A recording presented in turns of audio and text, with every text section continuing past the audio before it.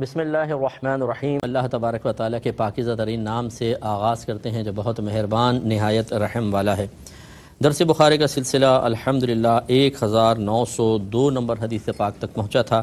حضرت عبداللہ بن عتبہ رضی اللہ تعالی عنہ اس کے راوی ہیں اور نبی کریم صلی اللہ علیہ وسلم کی سخاوت کا بیان کر رہے ہیں۔ رمضان میں خصوصی طور پہ سرکار کے جو بعض اعمال و افعال تھے ان کا تذکرہ کیا جا رہا ہے۔ حدیث ہم نے بیان کی تھی کہ آپ نے ارشاد فرمایا کہ نبی کریم صلی اللہ علیہ وسلم سب سے زیادہ خیر کی سخاوت کرنے والے تھے۔ تو یہ میں نے آپ کو بتایا کہ چونکہ اس میں دوسروں سے مقابلہ ہے اور بیان کرنے والے صحابہ میں صحابی ہیں تو یقینی سی بات ہے کہ وہ مبالغہ آرائی سے پاک و صاف ہیں۔ انہوں نے یقیناً اپنی ہمت اور استطاعت کے مطابق جتنا ان کی وسعت نظر تھی انہوں نے ہر طرف دیکھا اور کوئی سخی نبی کریم سے بڑھ کر ان کو نظر نہیں آیا، اور سرکار کا سخاوت کا عمل ایسا تھا کہ دوسرا کوئی بھی اس کی برابری کرتا ہوا نظر نہیں آیا، تو آپ نے یہ تعریفی جملے کہے۔ اسی پر میں آپ کو سمجھا رہا تھا اپنے ان بہنوں بھائیوں کو کہ آپ عقیدت ضرور رکھیے اپنے پیر صاحب سے، اپنے اساتذہ سے، خصوصاً دینی اساتذہ سے، اسی طریقے سے اپنے مسجد کے امام صاحب پر یا کوئی بھی آپ کے خاندان کے بزرگ ہیں، لیکن خدا را ان کی تعریف میں مبالغہ آرائی سے کام نہ لیں۔ بالکل یہ ذہن بنا کر رکھیں۔ حضرت ابن عباس رضی اللہ تعالی عنہما اس کے راوی ہیں۔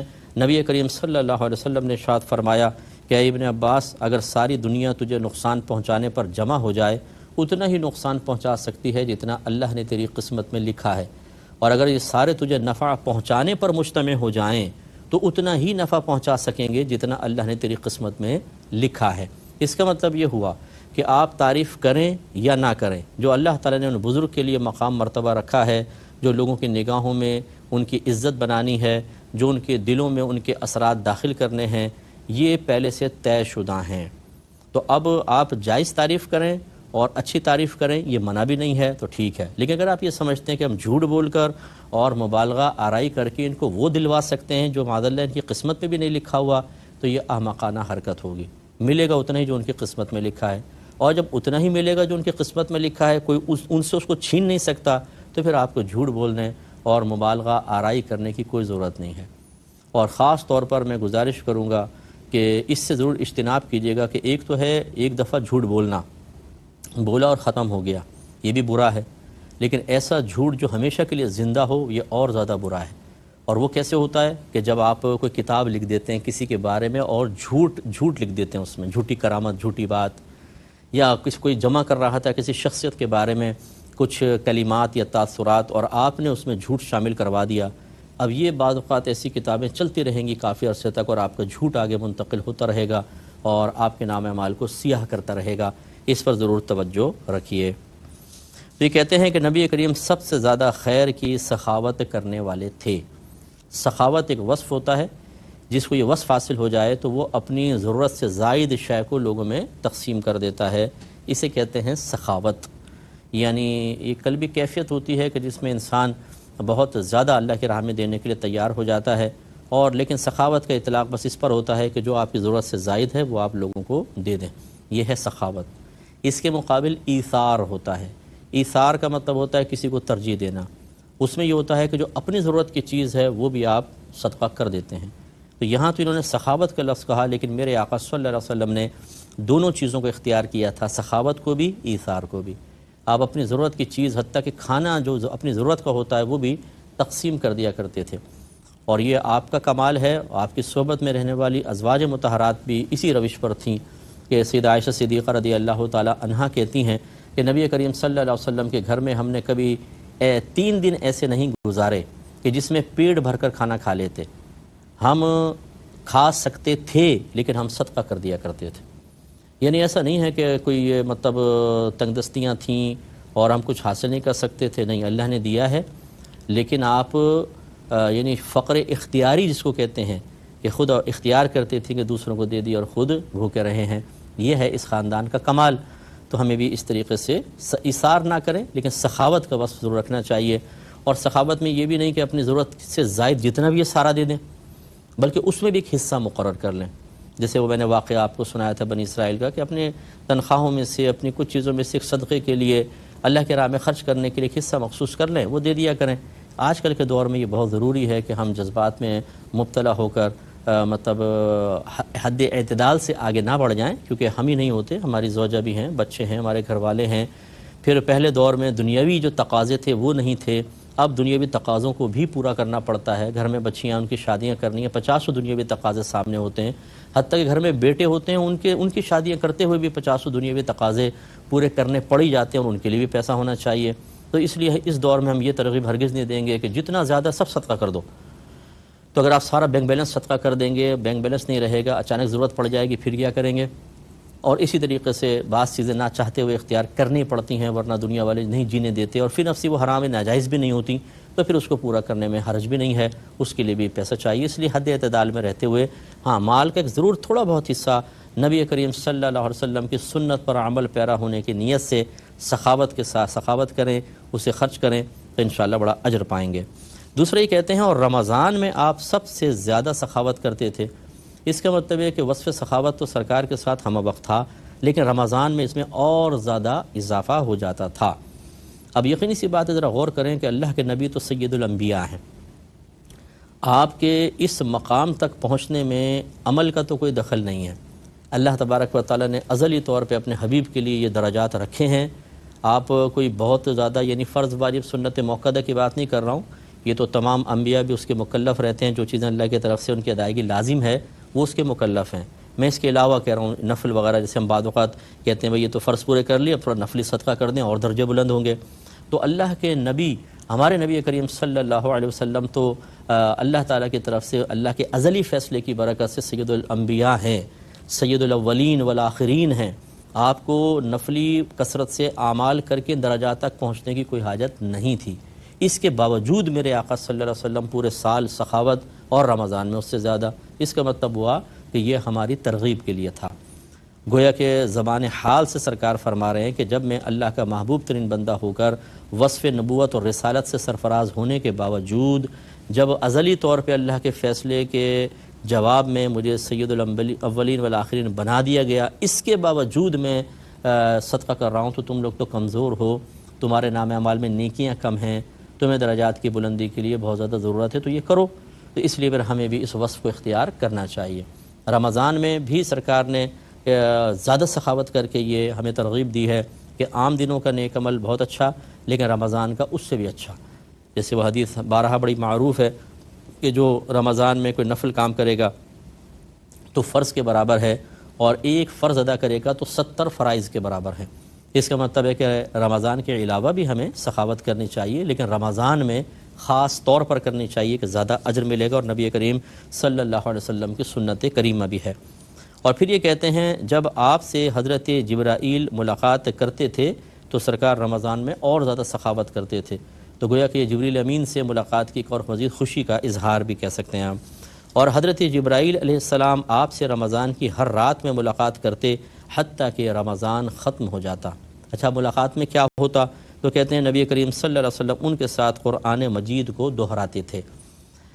یاد رکھیں کہ لوح محفوظ سے آسمان دنیا پر پورا قرآن ایک ساتھ نازل کیا گیا۔ انا انزلناہ فی لیلۃ القدر، اللہ نے فرمایا کہ ہم نے اس قرآن کو لیلۃ القدر میں نازل فرمایا۔ کہاں نازل فرمایا؟ لوح محفوظ سے آسمان دنیا پر۔ اس کا مطلب یہ ہے کہ لوح محفوظ سے آسمان دنیا پر شب قدر میں قرآن نازل کر دیا گیا، اور قرآن میں بہت سارے واقعات ایسے لکھے تھے جو ابھی ہونے والے تھے۔ یقینی سی بات ہے، یعنی قرآن کا نزول پہلے ہو گیا ہے اور آسمان دنیا پر، اور ابھی بہت ساری چیزیں نہیں ہوئی ہیں، کیونکہ اس میں اللہ کا کلام ہے، اور اللہ کا کلام ازلی ہے۔ یاد رکھیں، کلام اللہ کی صفت ہے، جیسے اس کی ذات قدیم ہے اس کی صفات بھی قدیم ہیں۔ اس کا مطلب یہ ہے کہ ابھی لوگ پیدا بھی نہیں ہوئے، معاملات ہوئے بھی نہیں، اور اللہ تبارک و تعالیٰ کا کلام تو موجود ہے کیونکہ وہ صفت ہے۔ اور اسی کلام میں ایک ہے رضی اللہ عنہم ورضوا عنہ، اللہ تعالیٰ ان سے راضی ہو گیا اور وہ اللہ سے راضی ہو گئے۔ اور یہ مفسرین اس پر متفق ہیں کہ صحابہ کرام علیہم رضوان کے بارے میں خاص طور پر ہے، اللہ ان سے راضی ہو گیا، یہ اللہ سے راضی ہو گئے۔ اب آپ غور کریں، کلام ازلی ہے، ابھی تو صحابہ کا وجود بھی نہیں ہے، عالم ارواح میں ہیں، دنیا کے اندر تشریف بھی نہیں لائے ہیں، اور اللہ تعالیٰ اعلان فرما رہا ہے گویا کہ اللہ تعالیٰ ان سے راضی، یہ اللہ سے راضی۔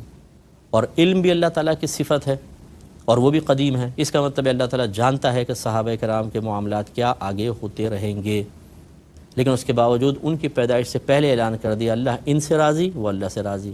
نتیجہ یہ نکلا کہ کسی بھی جہت سے کسی بھی صحابی پر تان کرنا یا انگلی اٹھانا، زبان اعتراض دراز کرنا، ان کی شخصیت میں عیب نکالنا، یہ اس شخص پر عیب نکالنا ہے جس سے اللہ راضی ہونے کا اعلان ان کی پیدائش سے پہلے ہی کر چکا ہے۔ اس لیے جب اللہ ان سے راضی ہے، حالانکہ اللہ جانتا ہے کیا کیا معاملات ہونے والے ہیں، تو پھر آپ اور میں کسی بھی تاریخی واقعے کو لے کر کسی صحابی کے بارے میں کوئی الٹی سیدھی بات کریں گے، قطعاً غیر مناسب ہے۔ یہ میں نے بڑے مثبت اور محتاط انداز سے آپ کی خدمت میں گزارش کی ہے، اس پر غور ضرور کیجیے گا۔ تو لوح محفوظ سے آسمان دنیا پر قرآن ایک ساتھ نازل ہوا، پھر وہاں آسمان دنیا سے نبی کریم صلی اللہ علیہ وسلم کے سینہ اطہر پر تقریباً 23 سال کی مدت میں اس کا نزول تمام ہوا ہے۔ پہلی وحی نازل ہوئی، اس کے بعد کم از کم 2 سال کا گیپ رہا، 2 سال تک وحی نہیں آئی ہے اور پھر لگاتار آتی رہی۔ تو پہلی وحی جب سرکار پہ نازل ہوئی، آپ کی عمر مبارکہ 40 سال تھی اور لاسٹ 63 سال، کل 23 سال ہوئے، 2 سال وحی بند رہی، 21 سال۔ اس کا مطلب ہے 21 سال تک مسلسل قرآن کا نزول ہوتا رہا، لیکن چونکہ وہ 2 سال بھی درمیان میں، اس لیے ہم کہتے ہیں 23 سال میں نزول تمام ہوا۔ اب یہ جو جبریل امین رمضان آ رہا ہے اور اس میں آ رہے ہیں، تو جتنا قرآن نازل ہو چکا ہے، کیونکہ اس کے بعد بھی کچھ آیات یقیناً سینہ اطہر پر نازل ہوئی ہیں، تو وہ اس کو دور فرماتے ہیں۔ سب وہ پڑھتے تھے، سرکار سنتے تھے، سرکار پڑھتے تھے، جبریل امین اس کو سنتے تھے۔ اس کا مطلب ہے قرآن پڑھنا، اس طرح کے دوسرے سن رہا ہوں، یہ بھی سنت، اور کوئی پڑھ رہا ہو اس کو سننا، یہ بھی سنت۔ تو یہ اسی لیے اب تراویح کے اندر دیکھیں سنتیں پوری ہو رہی ہوتی ہیں کہ جو حافظ صاحب ہوتے ہیں وہ پڑھنے کی سنت پوری کر رہے ہوتے ہیں اور ہم پیچھے کھڑے ہوتے ہیں، ہم سامع ہوتے ہیں۔ ویسے تو ایک سامع اصطلاحی ہوتا ہے جو لقمے دیتا ہے، اور باقی سارے سننے والے ہیں ان سب کو سامع کہیں گے، ہم پیچھے ہوتے ہیں۔ تو سنت کی نیت سے ہمیں یہ قصد ارادہ کرنا چاہیے، ہم اس لیے سن رہے ہیں، نبی کریم نے بھی سنا، پڑھنے والے کو یہ ارادہ کرنا چاہیے کہ چونکہ نبی کریم نے رمضان میں قرآن پڑھا، میں سنت کو پورا کر رہا ہوں، تو انشاءاللہ ثواب میں زیادتی ہوگی۔ پھر یہ کہتے ہیں کہ پس جب آپ سے حضرت جبرائیل علیہ السلام ملاقات کرتے تھے تو آپ بارش برسانے والی ہواؤں سے بھی زیادہ سخاوت کرتے تھے، یعنی طبیعت میں نشاط پیدا ہوتا، خوشی پیدا ہوتی، اور سرکار اور زیادہ سخاوت کا مظاہرہ کیا کرتے تھے۔ یہ ہو سکتا ہے کہ اظہار تشکر بھی ہو، اگرچہ میرے آقا صلی اللہ علیہ وسلم جبریل امین سے افضل ہیں، یاد رکھیں۔ جبریل امین کے لیے مقام شکر ہے کہ وہ سرکار کی بارگاہ میں حاضری کا شرف حاصل کر رہے ہیں، لیکن چونکہ جبریل امین اللہ کے حکم سے آتے تھے اور گویا کہ اللہ تعالیٰ نے ان کو یہاں بھیجا ہے، اس اعتبار سے میرے آقا صلی اللہ علیہ وسلم کہ اللہ تعالیٰ نے اپنے حبیب کے لیے جبریل امین کو بھیجنے کا اہتمام فرمایا، میرے آقا اس کو ایک اللہ تعالیٰ کی طرف سے انعام تصور فرماتے تھے، اور اظہار تشکر کے طور پہ وصف سخاوت میں یا فعل سخاوت میں اضافہ کر دیا کرتے تھے۔ اس سے ایک نتیجہ یہ بھی نکلتا ہے کہ جب ہمیں خاص طور پہ دینی حوالے سے کوئی نعمت حاصل ہو، اس کے شکرانے کا ایک طریقہ یہ ہے کہ انسان اور نیک عمل کرے۔ اگر اللہ نے آپ کو تہجد کی توفیق عطا فرمائی تو اس کو سنا کے ضائع کرنے یا اپنے دل میں اس میں فخر و غرور کرنے کا کوئی فائدہ نہیں ہے، بلکہ اللہ کا شکر ادا کریں کہ اللہ نے مجھے تہجد پڑھنے کی توفیق عطا فرمائی، تو چلو میں تھوڑا صدقہ کر دیتا ہوں اس کے شکرانے کے طور پر۔ یہ ہے وہ بہت اچھی چیز۔ ایسی جو 5 وقت کا نمازی ہے وہ اللہ کا اس کو کمال سمجھے، اپنا نہیں۔ اگر کوئی سخاوت کرتا ہے، اگر کوئی دین پڑھاتا ہے، اگر کوئی عالم دین ہے، مفتی ہیں، اگر کوئی اور اچھی دین کی خدمت کر رہا ہے، تو وہ اس کے اظہار تشکر کے طور پر اور نیک عمل اختیار کرے، نہ یہ کہ عجب و خود پسندی میں مبتلا ہوں یا غرور میں یا تکبر میں، اور یا پھر اس کو سنا کر ضائع کرنے کی کوشش کریں، یہ قطعاً غیر مناسب ہے۔ اگلے باب کی طرف آتے ہیں، باب لم یدع قول الزور والعمل به فی الصوم، یعنی جس نے روزے میں جھوٹ بولنا اور جھوٹ پر عمل کرنا نہ چھوڑا، اس شخص کا باب۔ حدیث ہے 1903، اور حضرت ابو ہریرہ رضی اللہ تعالی عنہ اس کے راوی ہیں۔ یہ کہتے ہیں کہ نبی کریم صلی اللہ علیہ وسلم نے فرمایا کہ جس نے جھوٹ بولنا نہ چھوڑا تو اللہ تبارک و تعالیٰ کو اس کے کھانے اور پینے کے چھوڑنے کی کوئی ضرورت نہیں ہے۔ اس کا مطلب یہ نہیں ہے کہ اگر وہ جھوٹ نہیں بولتا تو اللہ کو ضرورت ہے، اللہ تعالیٰ تو بے نیاز ہے، یہ صرف اظہار ناراضگی کے لیے ہے۔ ٹھیک ہے نا، جیسے ایک باپ اپنے بیٹے کا محتاج نہیں، لیکن وہ کہ اگر تو جلدی نہیں آئے گا نا تو مجھے تیری کوئی ضرورت نہیں ہے، یہ نہیں، اصل میں اظہار ناراضگی مقصود ہوتا ہے۔ پھر آپ وہ ضرورت اور عدم ضرورت کے معیار مقرر نہیں کرتے ہیں، بلکہ کہتے ہیں والد صاحب اظہار ناراضگی فرما رہے ہیں۔ ایسی یہاں پر کہ جو جھوٹ بولنا نہ چھوڑے، اگرچہ وہ سارا دن بھوکا پیاسا رہے، اللہ تبارک و تعالیٰ اس کی طرف نگاہ رحمت نہیں فرماتا۔ اس کا مطلب ہے کہ روزہ صرف کھانے پینے یا اپنی ازواج کے ساتھ جسمانی تعلق کو ترک کر دینے کا نام نہیں ہے، بلکہ ہر اس چیز کو چھوڑ دینے کا نام ہے جو اللہ سے دور کر دیتی ہے، جو شریعت کی نگاہوں میں ناپسندیدہ ہے۔ یہ بس ذہن میں رکھیں۔ تو اسی لیے پھر بعض جگہ ایسے الفاظ ہیں، لڑائی جھگڑا کرنا نہ چھوڑے، بعض جگہ جھوٹ کا ہے، بعض جگہ ہے گناہ کرنا نہ چھوڑے۔ ہر وہ چیز ہمیں ترک کر دینی چاہیے روزے میں جو اللہ تعالیٰ کی راہ میں، اس کی رحمت کے ہم تک پہنچنے کی راہ میں ایک رکاوٹ بن سکتی ہے۔ تو اس سے وہ ذرا دکاندار حضرات سبق حاصل کریں۔ جو رمضان میں جتنا میرے خیال میں بازاروں میں جھوٹ بولا جاتا ہوگا، شاید پورے سال میں اتنا جھوٹ نہیں بولتے ہوں گے، کیونکہ ہر طرح کا کچرا نکال کے بازار میں رکھ دیتے ہیں اور اس کی جھوٹی تعریفیں کر کر کے بیچتے ہیں۔ اور خواتین خاص طور پر آپ دیکھیں رش کتنا ہوتا ہے جب آخری دن آ جاتے ہیں، رمضان کی آخری متبرک راتیں جن کی قدر کر کے ہمیں آخرت کا سرمایہ اکٹھا کرنا چاہیے، لوگ اس وقت کہتے ہیں چھوڑو یار اب کون، بس اب تو آخری ایام آ گئے، اب چلو بازاروں کی طرف۔ وہ بازاروں میں رش لگ جاتا ہے اور بارگیننگ تو ہوتی نہیں ہے نا۔ اگر کہا یہ 50 روپے کا ہے تو بس فوراً 50 نکالو، ورنہ نکلو آگے دوسرے کو رستہ دو۔ تو پھر وہ خراب چیزیں جھوٹ بول کے وہ سارا کچرا مال نکال دیتے ہیں۔ لوگ اپنے گھروں میں لے جا کے برا بھلا کہہ رہے ہوتے ہیں، ان کے دل ٹوٹ رہے ہوتے ہیں۔ جوتی تھوڑی سی پہنی آپ نے، جھوٹ بولا ایسی مضبوط جوتی ہے، پورا سال پوری زندگی نہیں ٹوٹے گی، وہ دوسرے دن اس کی ایڑی باہر نکل گئی۔ اس طرح مطلب غلط بیانیاں کر کے اور گندے مال کو اچھا کہہ کر بیچنا، یہ سوچ لیجئے کہ ایسے لوگ ان کا روزہ، اگر روزے میں حالت میں دن میں ایسا کہتے ہیں، رات میں بھی کہیں تو بہرحال رمضان میں تو ہے، تو یہ بہت ہی غلط ہوتا ہے۔ ہمیں اپنے روزوں کو ایسا رکھنا چاہیے جیسے اللہ تعالیٰ اس کے رسول چاہتے ہیں۔ اللہ تعالیٰ عمل کی توفیق عطا فرمائے، آمین۔ وآخر دعوانا ان الحمد للہ رب العالمین۔